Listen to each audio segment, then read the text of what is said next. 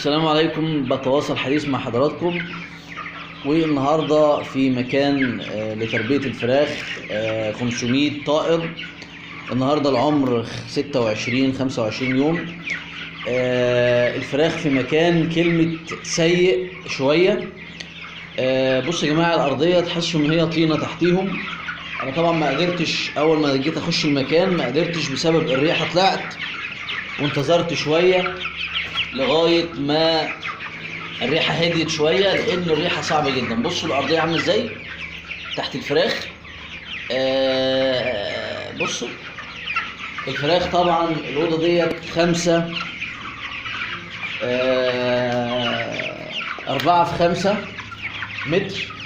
أولها أهوت 4 في 5 متر، يعني ب20 فيها ما يتعدى 300 طائر. طبعا البحر ده كان مفتوح، بلكونه مفتوحه بالنسبه صغنطوطه فوق كده، والباب ده هوت كان مقفول خالص برضو بشكاير.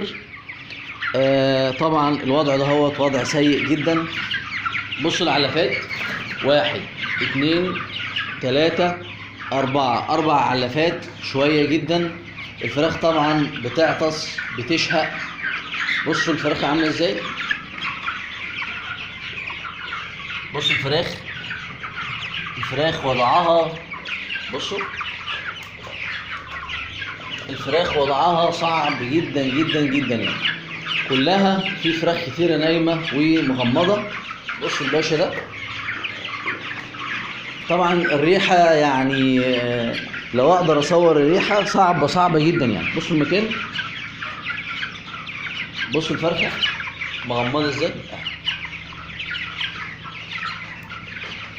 طبعا والمعالف والمسائي مفيش تناسق ما بينهم. المساحة العدد 350 في 20 متر. 20 متر دول مفترض يتحط فيهم 200 طائر على الأكثر.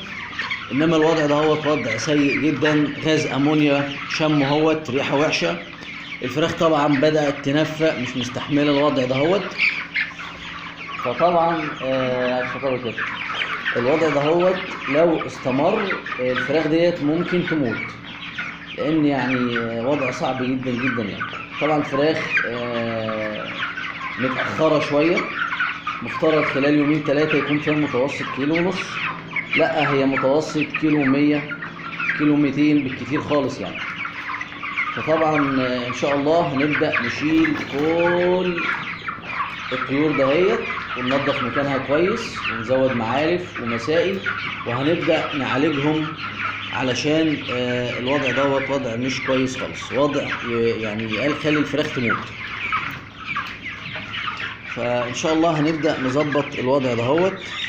هنرفع المسائي ونزود المعالف ونزود المسائي ونخف الأوضة دهيت، ونبدأ نظبط التهوية أكتر من كده في الشباك دهوت، البلكونة وفي الشباك دهوت، ونشيل الأرضية دهيت خالص علشان الفراخ دهيت مش هتكبر في الوضع دهوت.